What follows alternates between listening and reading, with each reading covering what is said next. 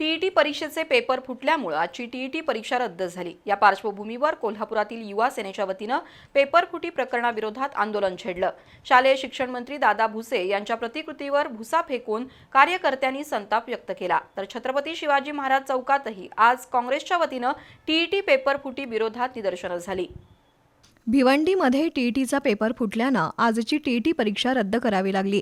त्यामुळे 6 लाखापेक्षा अधिक शिक्षक परीक्षार्थी उमेदवारांना धक्का बसला। गेल्या वर्षी मुरगुडमध्ये टीईटी प्रश्नपत्रिका फुटली होती।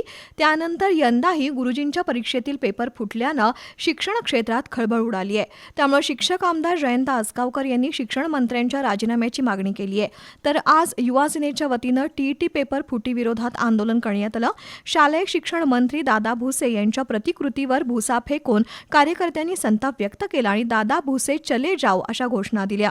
पेपर फुटीला कारणीभूत असलेल्या आरोपींना कठोर शिक्षा व्हावी अशी मागणी यावेळी करण्यात आली।